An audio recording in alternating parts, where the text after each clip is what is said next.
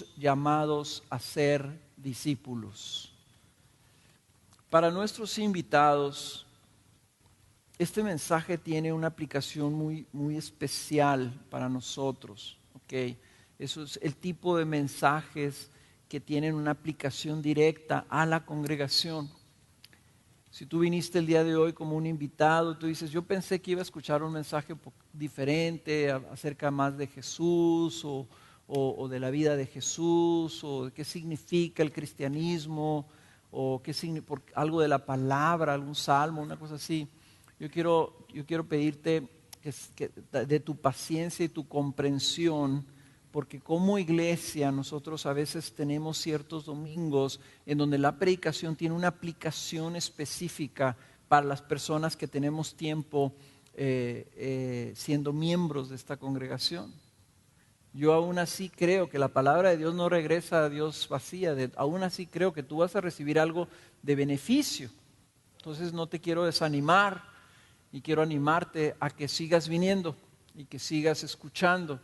No, aquí vamos como en serie en las predicaciones, entonces cada domingo de alguna manera se va completando el mensaje. No puedes en un solo domingo escuchar todo lo que Dios tiene para ti. Y yo te quiero animar a que no te vayas a desanimar si escuchas algo y dices, no, es que el pastor estuvo hablándole específicamente a la gente de la congregación y yo no recibí lo que yo esperaba. Bueno, ven el próximo domingo, porque a lo mejor el próximo domingo el mensaje es especialmente para ti. Y sí, te pido entonces esa comprensión. Hemos estado en una serie que empezamos con esta escritura en Mateo 28, 18. Y dice así, no lo busquen, lo van a poner aquí arriba. Dice, y acercándose Jesús les habló diciendo, toda autoridad me ha sido dada en el cielo y en la tierra. Id pues y haced discípulos de todas las naciones, bautizándolos en el nombre del Padre y del Hijo y del Espíritu Santo, enseñándoles a guardar todo lo que os he mandado.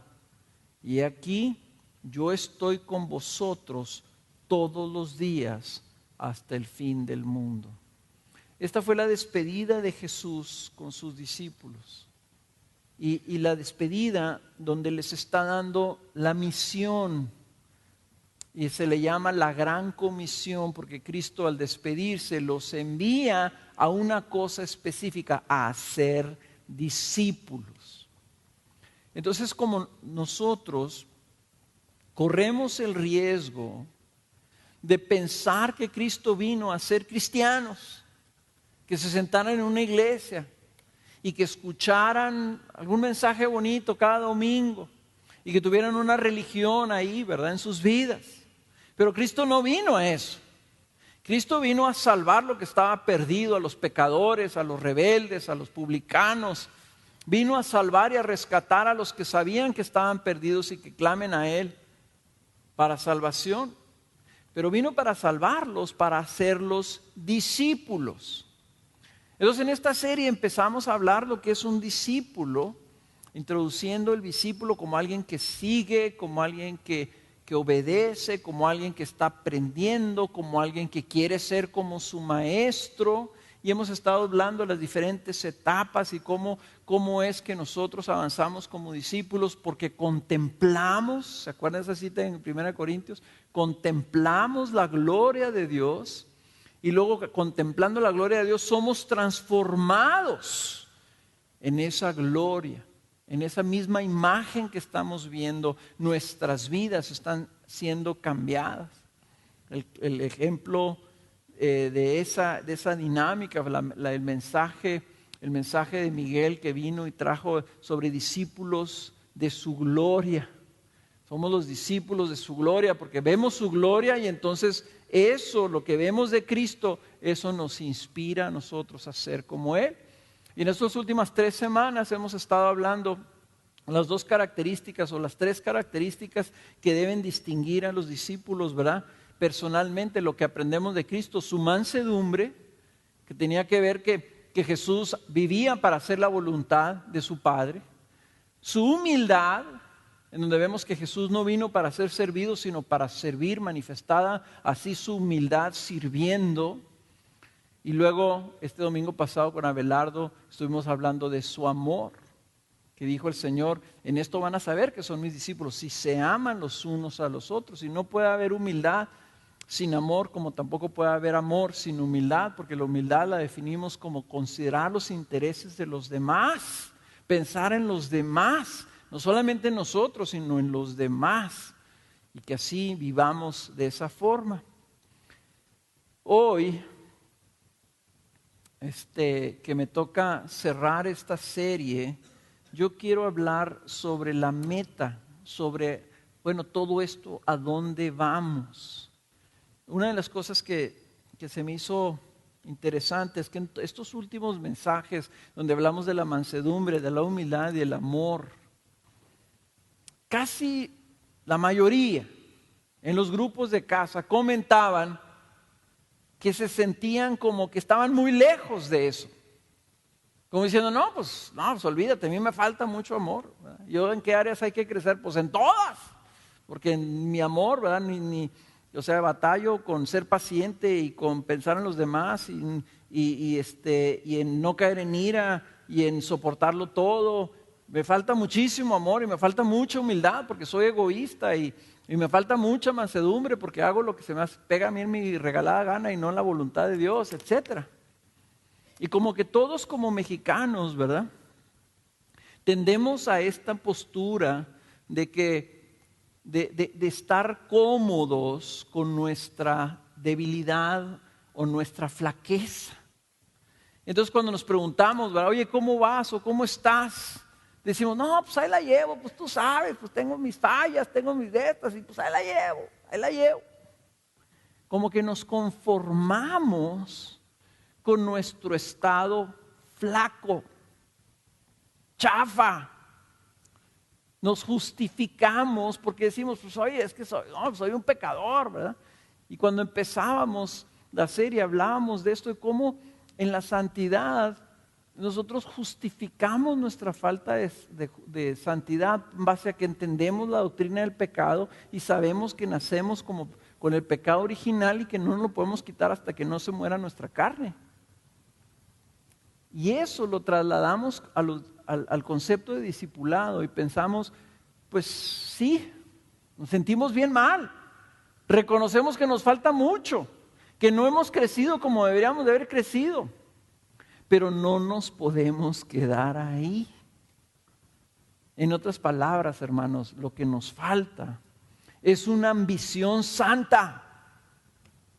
Es un deseo santo de ser como Cristo, es una aspiración a llegar a ser lo que Él quiere que seamos. Esa debe ser el deseo del discípulo. El deseo del discípulo es llegar a ser como su maestro. Y no podemos nomás decir, no, pues a mí me falta mucho amor, sino tenemos que decir, me falta mucho amor, pero yo quiero amar como Cristo amó. Me falta humildad, pero yo quiero ser como Cristo, siervo de todos. Me falta mansedumbre, soy rebelde, no me gusta que Dios me diga qué hacer, pero quiero ser como Cristo que solo vivía para hacer la voluntad de su Padre. O sea, esa es una aspiración santa, una ambición santa. Nosotros tenemos un arbolito que plantamos en el patio. Ustedes saben que a mí me gusta mucho la jardinería, como soy del desierto, nací en el desierto. Ayer andaba dando una vuelta en la bicicleta, iba por el río y decía, qué cosa tan terrible es el desierto, ni una mugre plantita, man. Plantamos un ciruelo, que me dijeron que era un ciruelo macho y que no iba a dar ciruelas. Yo dije, bueno, pues ni modo, plantamos un ciruelito en el patio. Mugre arbolito, tiene 7 años ahí, está todo flaquito y no ha crecido mucho. Pero el año pasado, desde el año antepasado me di cuenta que le salieron unas bolitas, unas ciruelitas así enanas. El primer año le salieron como 3, hace 2 años. El año pasado ya fueron como unas 10. Entonces cuando yo le pregunté a mi hermano que es agrónomo, le dije, oye, tengo un ciruelo macho y está dando ciruelitas. Y dije, ¿cómo está ese rollo? Me dijo, no, pues que tiene que ver algo del injerto, que no le quedó bien el injerto, alguna cosa. No, dice, vas a ver, va a dejar de dar ciruelas. Al ratito ya no le va a dar nada, dice, es parte del crecimiento y no sé qué.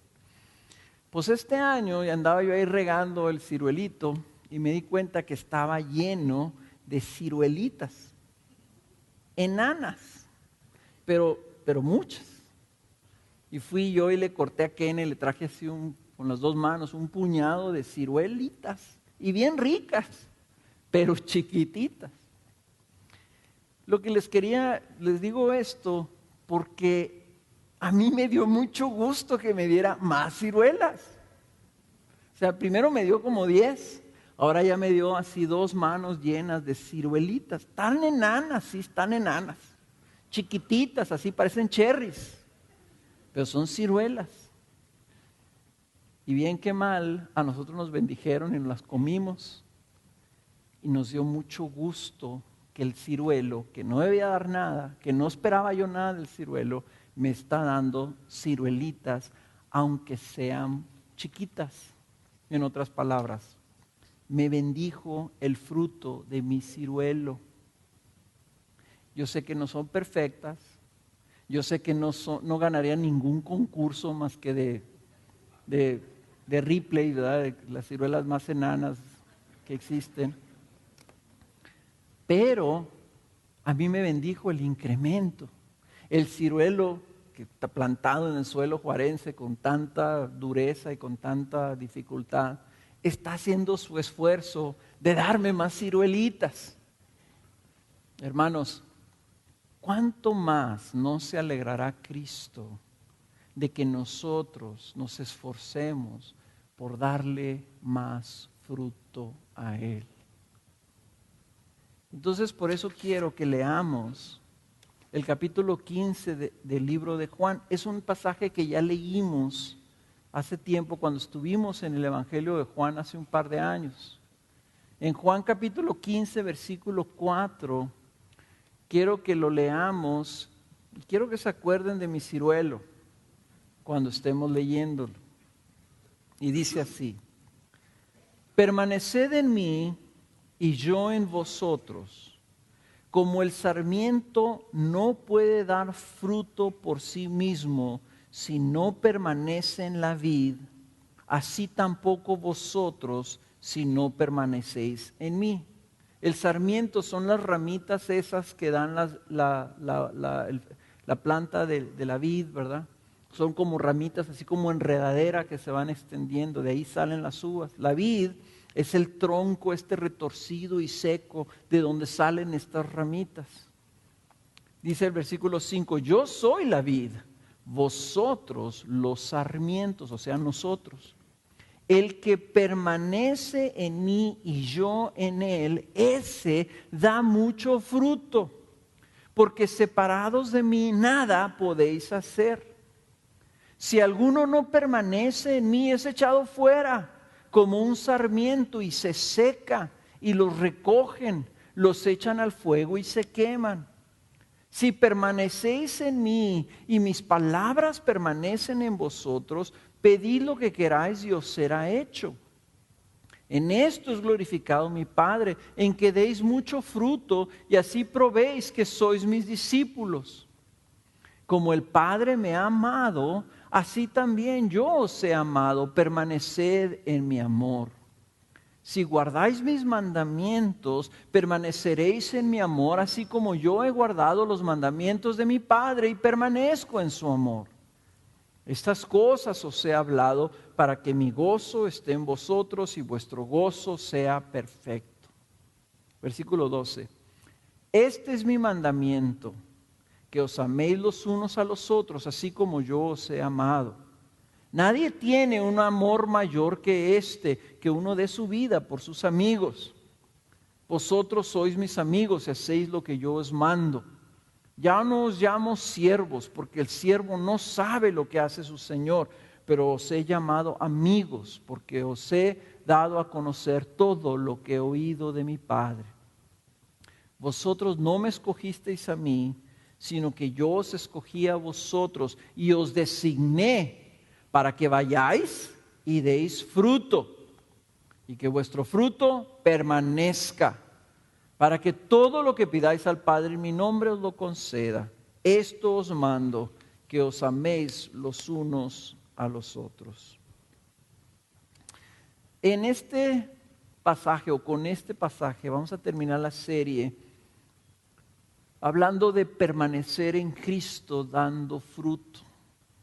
Un discípulo necesita permanecer. Un discípulo no puede retroceder, o sea, no se puede desprender de Cristo.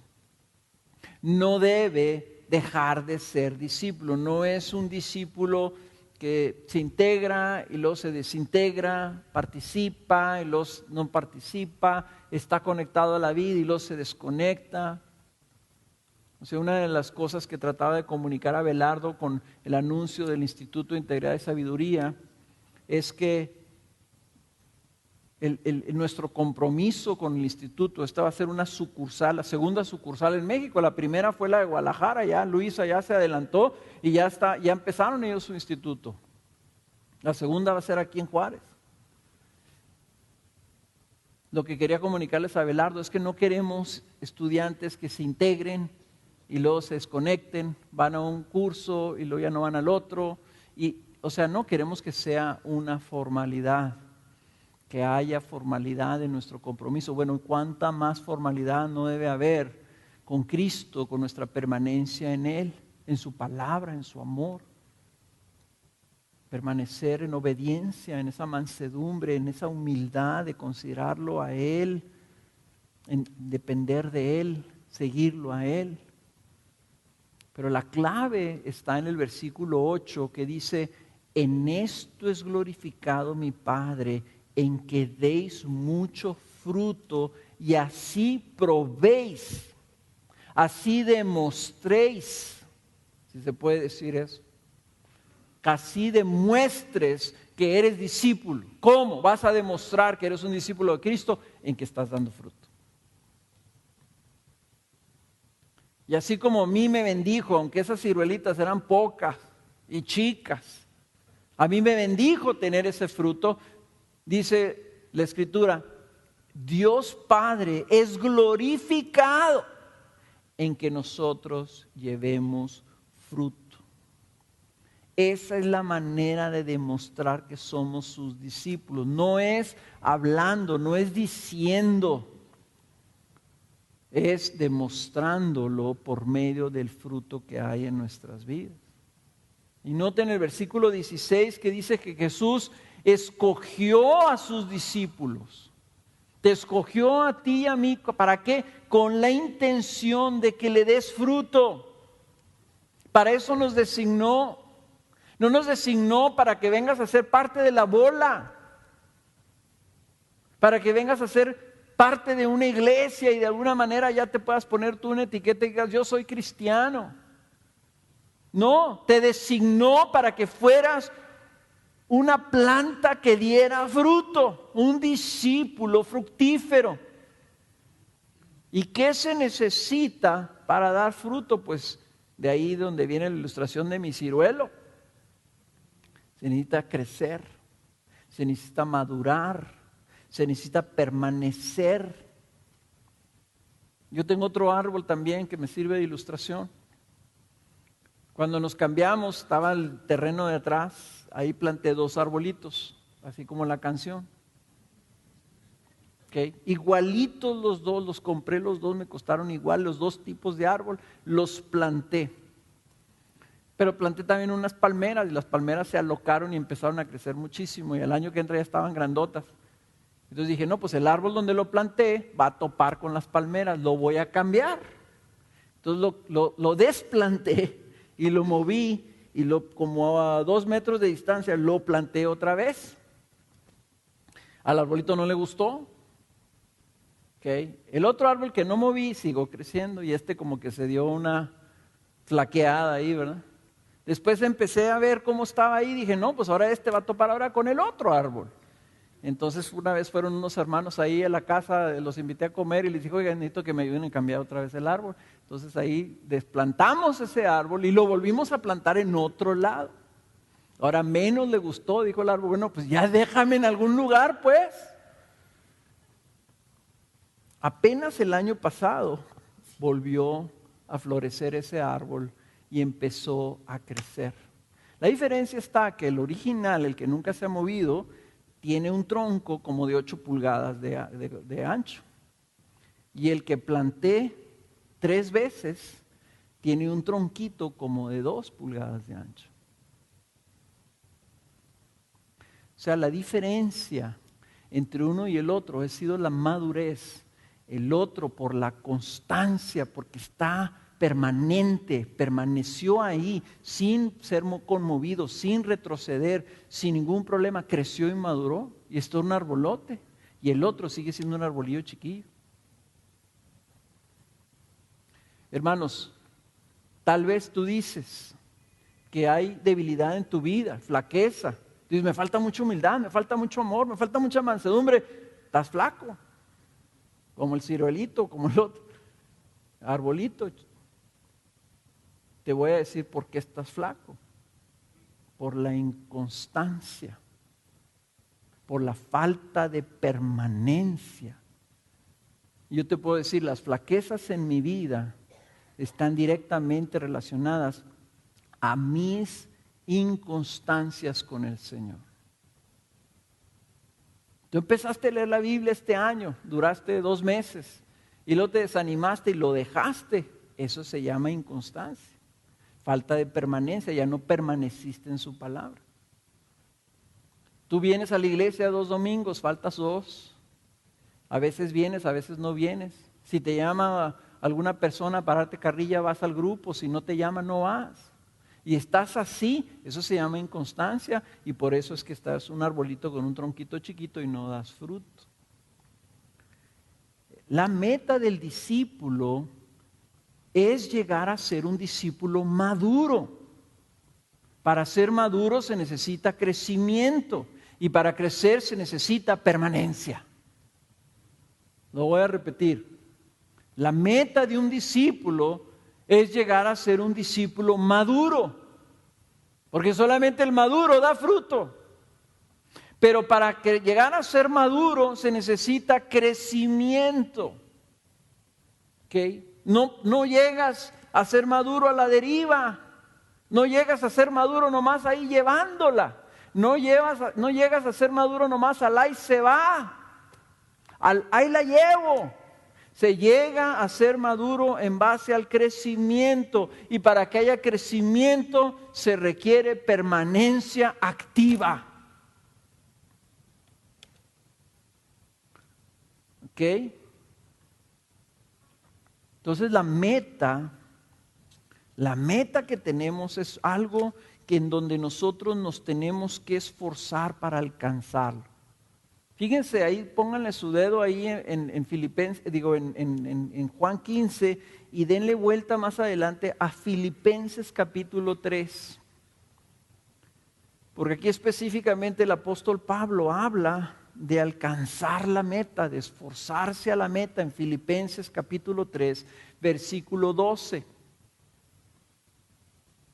Dice, no que ya lo haya alcanzado o que ya haya llegado a ser perfecto. Dice, no estoy perfecto, la ciruela todavía está chiquita, todavía son poquitas las que doy. No, ya no lo he alcanzado, no he llegado a ser perfecto. Suena parecido a nuestros comentarios, no, a mí me falta todavía mucha humildad, yo no soy perfecto en el amor, todavía me falta mucho por crecer. Pero noten lo que sigue, noten lo que dice Pablo. No que ya haya llegado a ser perfecto, sino que sigo adelante a fin de poder alcanzar aquello para la cual también fui alcanzado por Cristo Jesús.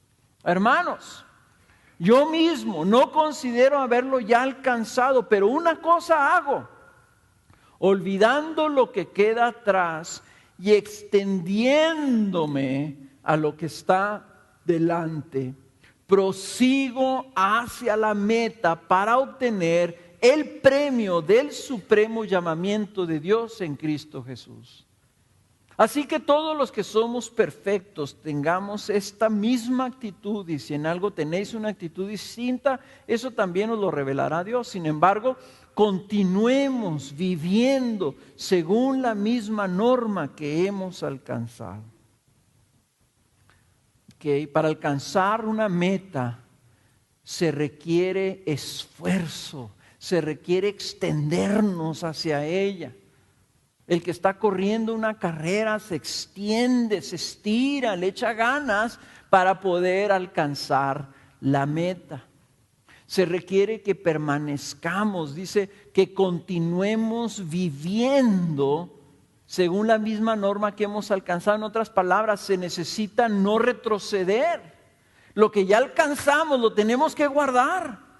Ese es el progreso de la santidad. Avanzamos como el que está construyendo una barda y pone un ladrillo y luego pone otra. Pero cuida que no se le caigan las otras mientras va poniendo más ladrillos. Entonces algunos de nosotros avanzamos unos pasos hacia adelante, pero lo retrocedemos. El avance viene cuando permanecemos viviendo según lo que ya hemos alcanzado. Y dijo el autor de Hebreos, hermanos, nosotros no somos de los que retrocedemos para perdición, somos de los que avanzamos, somos de los que nos esforzamos hacia adelante. Entonces tiene que haber una ambición santa de querer extendernos y alcanzar. ¿Y saben qué tiene que haber? Tiene que haber un odio del retroceso, tiene que haber un rechazo a nosotros regresar. Si nuestra imagen o lo que tenemos delante de nosotros, como dice 2 Corintios 3:18 que vimos la vez pasada, nosotros tenemos la imagen de la gloria de Cristo. Eso es lo que nos mueve, esa es la meta, esa es la imagen que estamos nosotros contemplando. Entonces nosotros tenemos que tratar de esforzarnos y alcanzar eso. Mira, Cristo no nos alcanzó para dejarnos como estábamos. Decimos, no, Cristo te ama tal y como tú eres. No es cierto. Cristo te amó así como nos vio greñudos, mugrosos, perdidos, rebeldes, en enemistad. Nos amó tanto que vino a morir por nosotros para rescatarnos de ahí, sacarnos de ahí.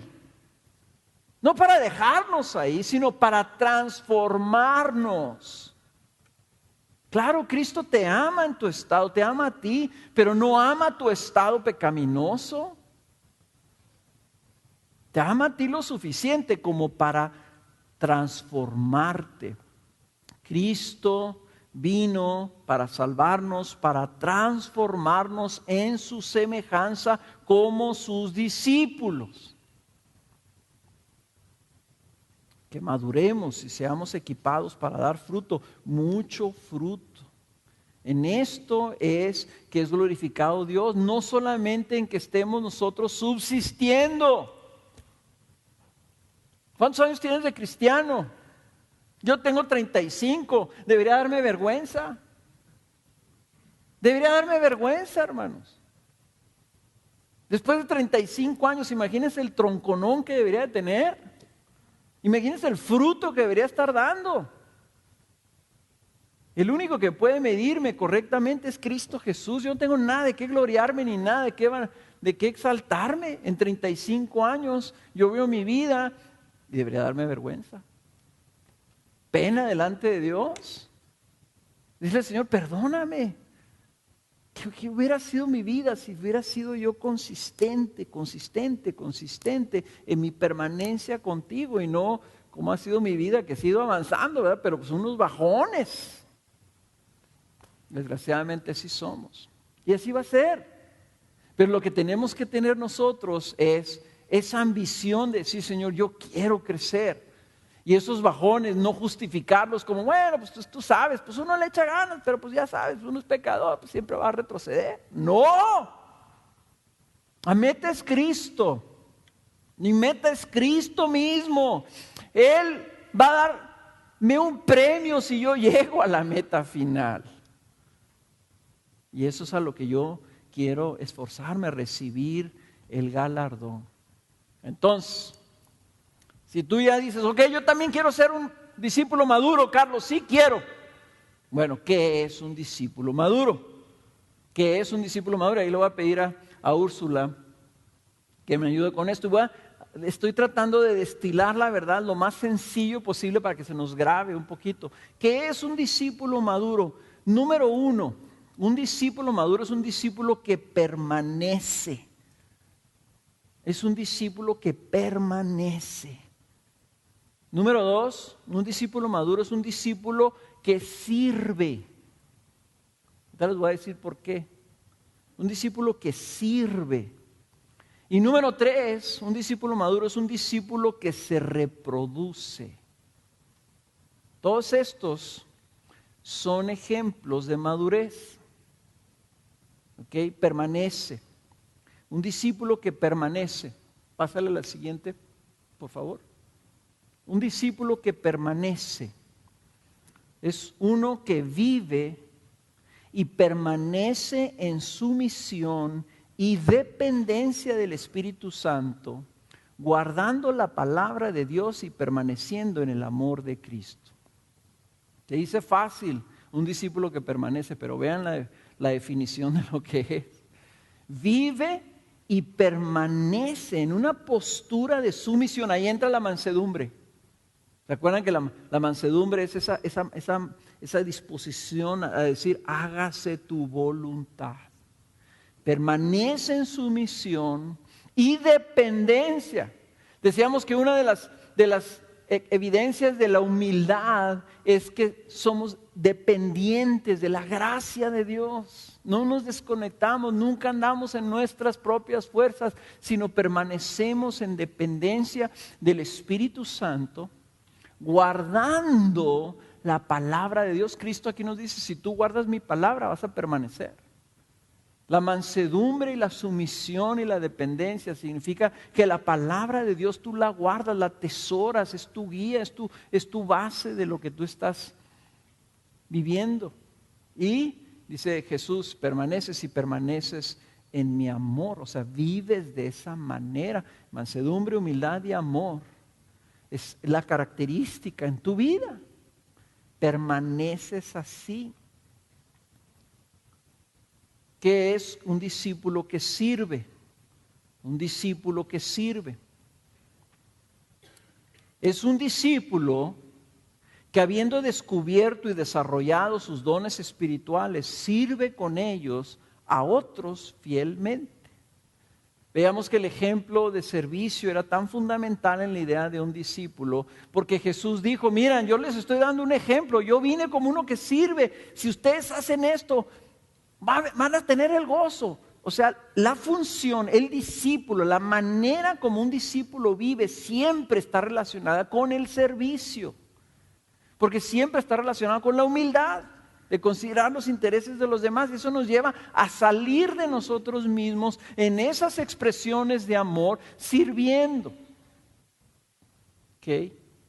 Por eso yo les agradezco a todos aquellos de ustedes que han estado sirviendo. Ustedes me platicaron, ¿verdad?, de que a los del estacionamiento, unas personas les trajeron una jarra de té o de jugo o de alguna cosa así, ¿verdad? Y que ahorita, imagínense, 100 y pico de grados, ya están los chavos allá afuera en el estacionamiento. Entonces a alguien se le ocurrió, y vamos a servirlos, vamos a llevarles algo de beber. Heladito, una jarrita donde vienen y se las traen a los del estacionamiento. Eso es una actitud de servicio. Otros que están buscando servir a niños en el hospital infantil o diferentes personas que han estado buscando oportunidades de servir. Hay un grupo de casa que cuando todos se levantan y se van, ellos se quedan y recogen lo que se queda olvidado, la basura, etcétera, y tratan de dejar el lugar lo mejor posible. O sea, todos los discípulos tienen que vivir de alguna manera sirviendo. Esto es algo que, hermanos, nosotros tenemos. Les pregunté en el grupo de casa, ¿qué pasó, hermanos? ¿Sirvieron esta semana? En la tarea viene otra vez, repasa las oportunidades de servir. ¿Serviste ¿O nomás viviste para que te sirvieran? Tiene que haber un clic, tiene que haber un cambio. Algunos patinaron ahí en el grupo de... Ay, caramba, ya se nos había olvidado que teníamos que servir. No, pues si no fue nomás por un domingo, es toda tu vida. Estás sirviendo en tu casa. ¿Se acuerdan cuando hablamos de servir en tu casa? Bueno, pero ahorita ya no me quiero meter más porque si no me va a ir toda la predicación otra vez repitiendo. Un discípulo que se reproduce. Fíjense cómo todo esto va pintando una idea de madurez. Un discípulo que se reproduce, comparte consistentemente el evangelio con otros y respalda su mensaje demostrando humildad en servicio y amor al prójimo. Con su conducta respalda el mensaje que está compartiendo. De tal forma que es un discípulo que está reproduciéndose en otros. Y esto es algo que vamos a tener que ver más a detalle en las próximas semanas. ¿Cuál sería entonces la evidencia de que un discípulo es maduro? Bueno, pues es miembro fiel en la iglesia, está en la iglesia como un miembro, no nomás como un visitante, sino con un miembro. Pueden contar conmigo, dice el discípulo. Cuenten conmigo, ¿en qué puedo servir? ¿En dónde necesito asistir? ¿Dónde necesito participar? Es un miembro confiable, constante, participante. Hermanos, una realidad que ahora aprendí, leí un artículo sobre los diferentes niveles de iglesias. Tal vez tú venías de una iglesia pequeña en donde tú faltabas a la iglesia y todos se daban cuenta que faltabas y te hablaban 5 personas. El pastor mismo te hablaba si tú faltabas a la iglesia. En el tamaño que nosotros somos, hay personas que vienen a la iglesia y duran un año aquí y nadie se da cuenta que vinieron. Y luego esas personas se van y no nos damos cuenta que se fueron. Hasta después de un año, oye, fulanito de tal, hace mucho tiempo que no lo ve. Sí, hace un año que ya se fue, está en otra congregación. Pero si tú estás esperando que los pastores o tus líderes o alguien anden detrás de ti como miembro de la iglesia para que tú seas fiel, sigues siendo un niño. La permanencia distingue, ¿verdad? A mí nadie me tenía que levantar en la mañana para ir al trabajo. No tenían que venir mis hijos, papá, levántate porque tienes que ir a trabajar. Ay, sí, se me había olvidado, tengo que ir a trabajar. Pues, ¿qué tipo de papá sería? Sin embargo, no dudo que haya hombres que sean así. Si son así, me da vergüenza que seas así. La Biblia dice que eres peor que un incrédulo si eres así.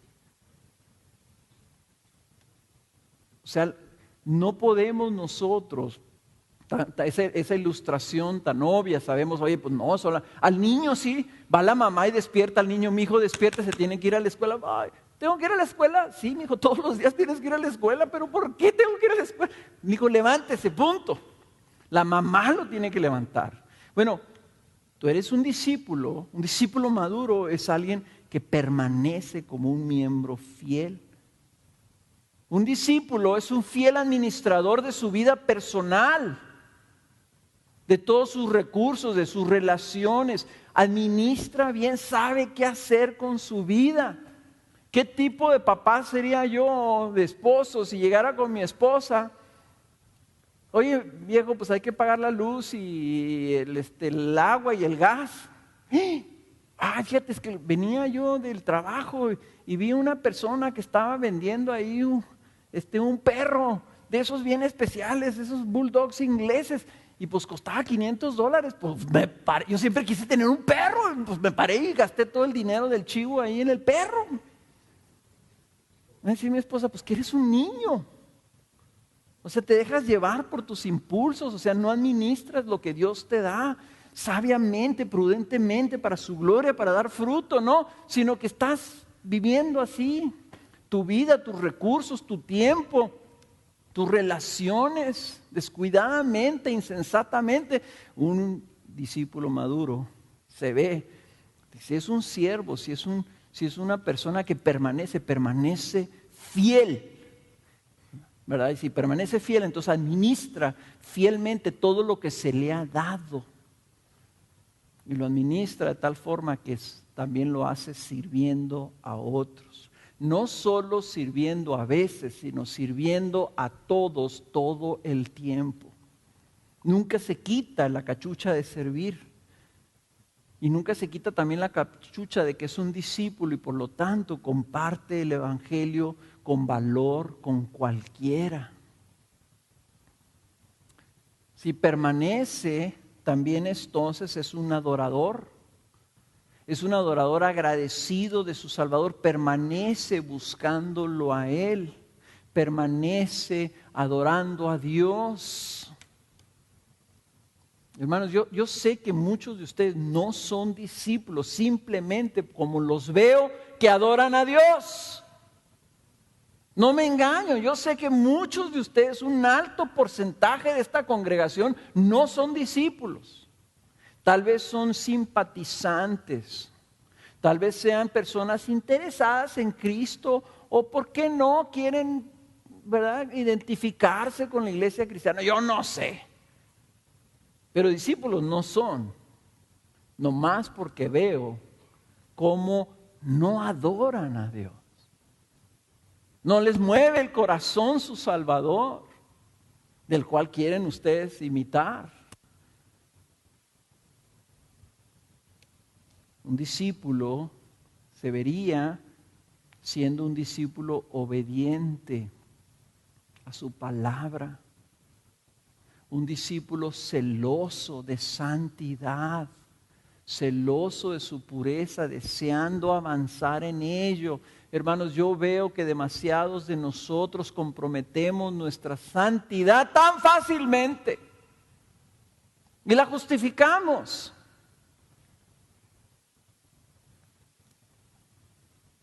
Tuvimos una serie sobre la santidad. Y como discípulos nos debe de mover, debemos aspirar a decir cada vez, Señor, cada vez permanezco más, cada vez camino más en esto, Señor, y cada vez me duele más. Cuando caemos en pecado, hermanos, lo sobrellevamos y lo traemos ahí, lo dejamos. Y luego después nos enteramos que no has estado caminando como un discípulo. Y una de las cosas que tenemos que caminar, avanzar en esto, hermanos, y yo sé que como iglesia nos faltan muchas cosas, pero una de las cosas que tenemos que ver es que un discípulo se estimula y recibe corrección. Busca corrección, es celoso de su corrección. ¿Por qué? Porque quiere y ama la santidad y la pureza y la obediencia en su vida. Entonces quiero que veamos así rápidamente estas tres características. Así nomás rapidito, ¿verdad? Un discípulo permanece, dijimos, en sumisión y dependencia del Espíritu Santo. Un discípulo maduro vive buscando la presencia de Dios en su vida. ¿Qué tan fiel eres tú en buscar a Cristo? Buscar su palabra. ¿Es Cristo un agregado dominical? ¿Es Cristo al que tú recurres cuando tienes problemas? ¿Es Cristo aquel que tú vas para pedirle cuando quieres algo? ¿O es Cristo tu Señor, tu Rey, tu Salvador, que amas y lo sirves? Si Cristo es menos que esto, Cristo no es tu Señor. Y no te halagues pensando que Cristo Jesús quiere adoradores así. No, Cristo Jesús quiere discípulos. Y yo te voy a decir una cosa, si Cristo es un agregado para ti, no te sorprendas que en el día final te diga Cristo, ¿por qué me dices Señor, Señor? Yo a ti no te conozco. ¿Cómo que no me conoces, Señor? Si yo duré 15 años o 20 años o 30 años yendo a la iglesia. Yo a ti no te conozco. Tú no eras uno de mis adoradores, tú no eras uno de mis discípulos, pero ahí andabas, Señor, en la bola. Pues sí, pero la bola no los reconozco yo reconozco a mis discípulos por nombre, mis ovejas me siguen, mis ovejas cuando oyen mi voz me obedecen.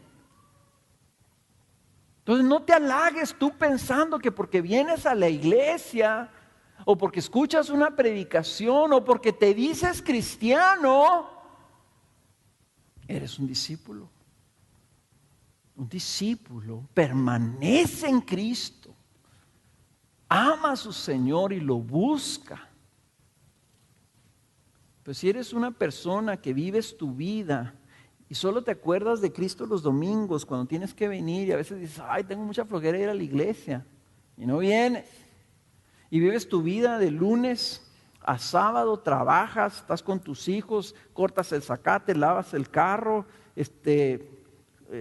platicas con tus amigos, visitas a tus familiares, etcétera, etcétera, vas al parque a volar papalotes, yo no sé qué hace tu vida. Y Cristo no tiene nada que ver con eso más que cuando te acuerdas los domingos que vienes aquí. Es más, hasta das tu diezmo los domingos.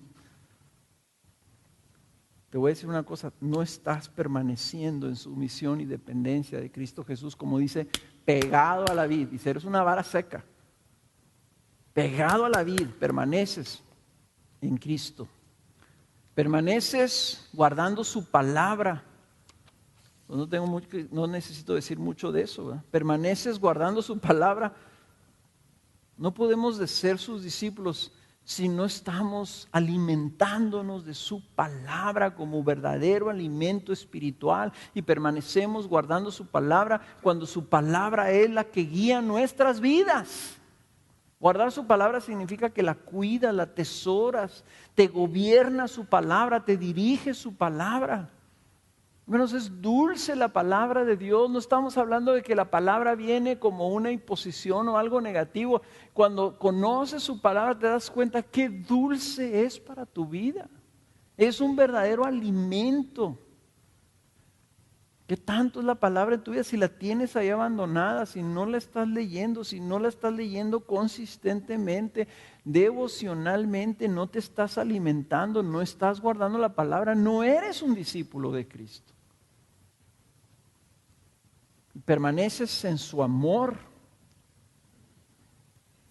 Nuestra obediencia a su palabra es nuestra respuesta a su amor. La manera que tú amas a Dios, como dijo Abelardo la semana pasada, es que lo obedeces. ¿Por qué me dices que me amas si no haces lo que yo digo? Si haces lo que yo digo, entonces me amas. Un discípulo ama a Cristo y permanece en ese amor. Y todo lo interpreta como una expresión del amor. Permanecer en el amor de Cristo quiere decir que todo lo que pasa en tu vida, las pruebas, las tribulaciones, las luchas, las dificultades, los obstáculos, todo esto lo consideras tú como una expresión del amor de Dios para tu vida. ¿Cómo? Sí. Cristo me ama lo suficiente como para permitir que yo experimente dificultades para que crezca, o disciplina para que cambie. Cristo, yo sé que me ama y no debo nunca dudarlo. Siempre respondemos a nuestras circunstancias en la vida porque sabemos que Él nos ama y respondemos entonces fielmente. Me acuerdo mucho hace unos años que escuché a Marcos dar este ejemplo de cuando uno de sus hijos estaba chiquito, tenía problemas con los ojos y lo operaron o algo le hicieron y tenía que ir con el doctor y literalmente el doctor le abría el párpado y lo sujetaban y luego le tenía que raspar el ojo para quitarle no sé qué onda que se le formaba. Y dice que para él como papá tenía que detener la cabeza de su hijo que gritaba. Y él decía, pero yo sabía que era para su bien, algo que era muy doloroso. Yo quería comunicarle a él que lo amaba y él decía, papá, suéltame. Si nuestros hijos supieran que nosotros los amamos, creo que sería más fácil su obediencia. Pero nosotros tenemos que permanecer en el amor de Cristo sabiendo que Él nos ama. Y por lo tanto nosotros permanecemos en esa sumisión, en esa obediencia, permanecemos en su amor. La segunda cosa decíamos que un discípulo es alguien que sirve.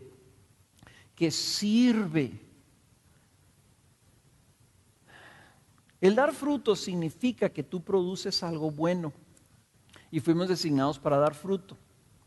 El fruto tendría que ser algo que le beneficie a alguien más. Dar fruto no es que tú te comas el fruto. Sería como el ciruelo, da ciruelitas y luego se las chupa. No, da fruto y yo voy y recojo el fruto y me lo como yo. En otras palabras, el fruto es algo que está fuera de nosotros mismos, es algo que se produce para el exterior. Y ese fruto debe de permanecer, o sea, debe tener un valor de edificación para los demás. Es ahí en donde yo entiendo y veo que nosotros tenemos que estar sirviendo.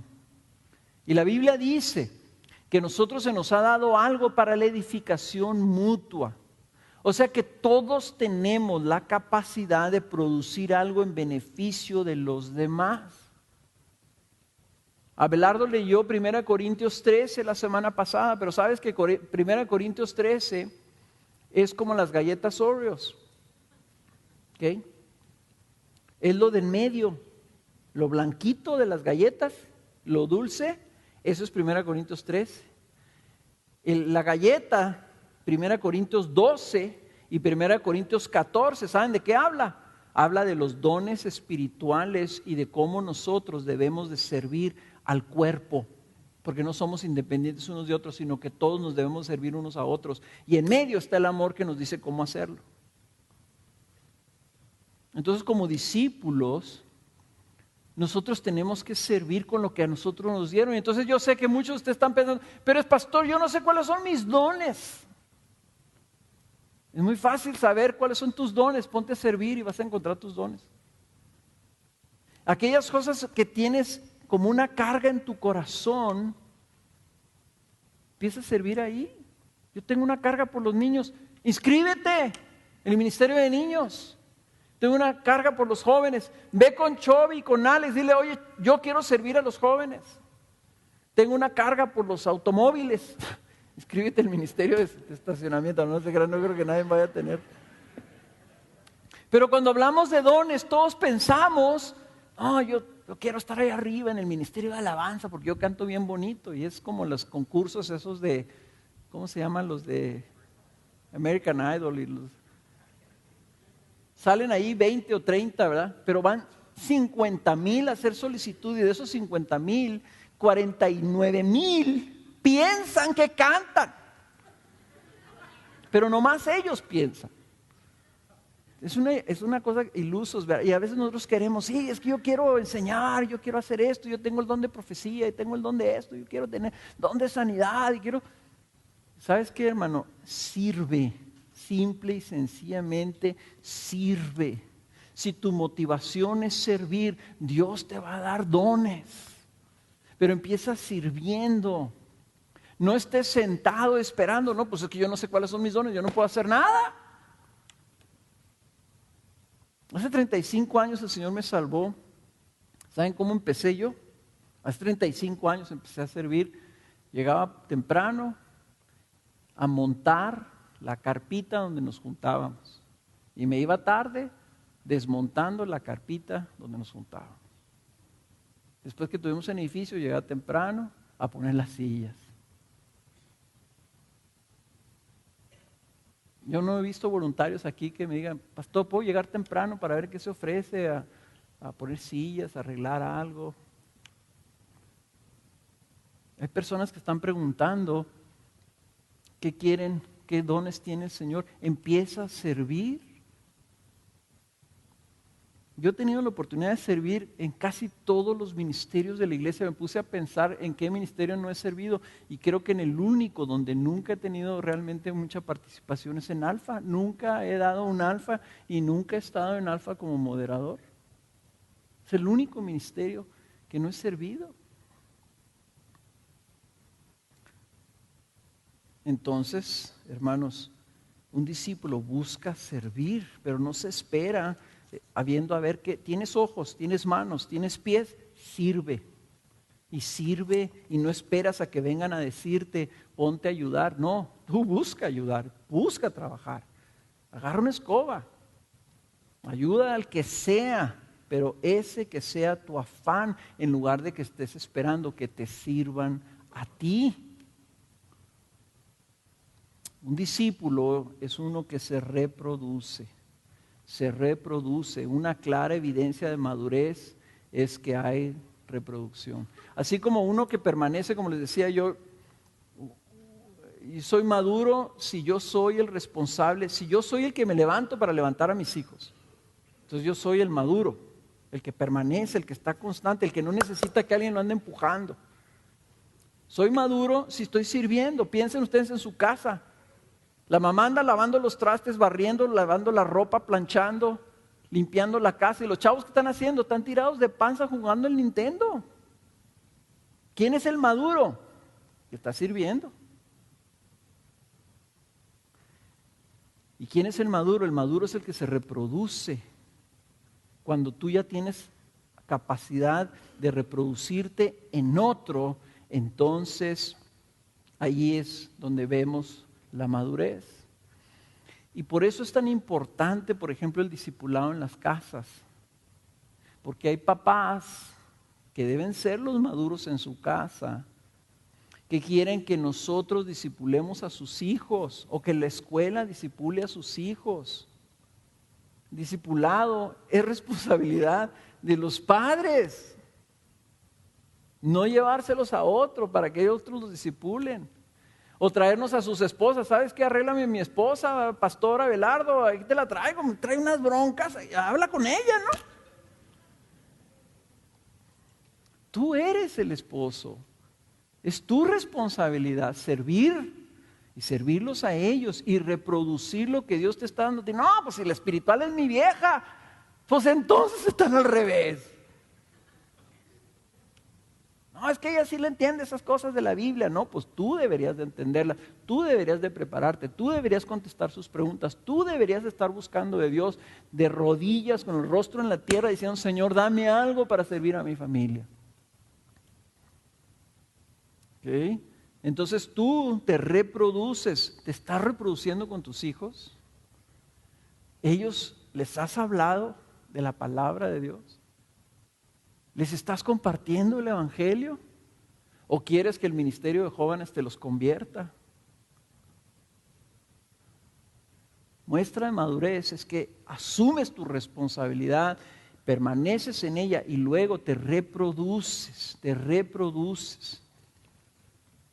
Y una de las cosas que como iglesia, hermanos, nosotros tenemos que crecer mucho, porque como iglesia nosotros tenemos una grave cojera, un pie más corto.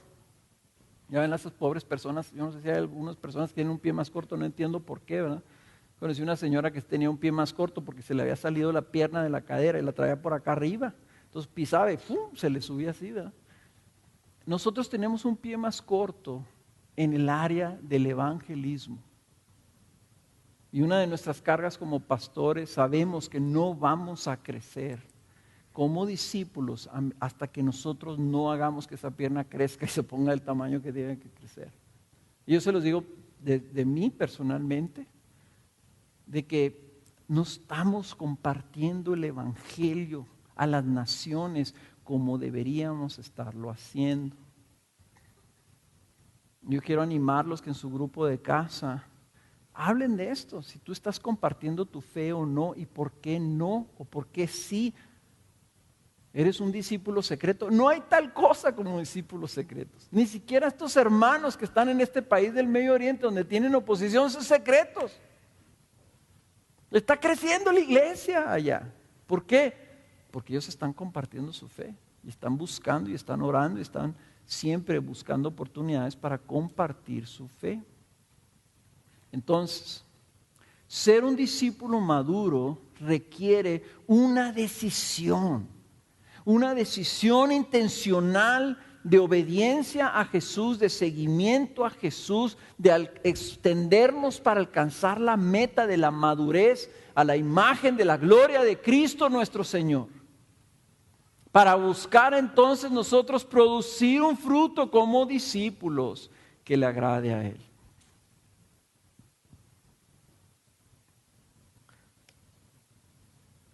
Él nos llamó a dejar nuestra vida atrás para seguirlo con todo nuestro corazón, ¿estás tú dispuesto a seguirlo como discípulo?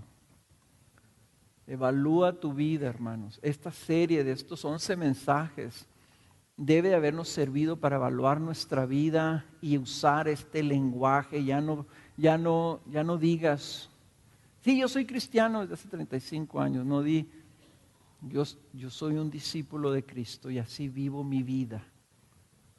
Y si no lo puedes decir, yo te exhorto a que evalúes tu vida y tomes la decisión de convertirte en un verdadero discípulo de Cristo Jesús. No todos vamos a estar en el mismo lugar. El discipulado es como un caminito.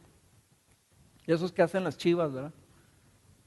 Así un caminito en los montes, ¿verdad? Que tú ves y está marcado un camino. Ese es el camino del cristiano. Todos estamos en el mismo camino. La única diferencia es que unos van más adelante y otros van más atrás. Pero todos debemos estar en el camino avanzando y no a los lados sentados cómodamente esperando que alguien pase y nos dé algo.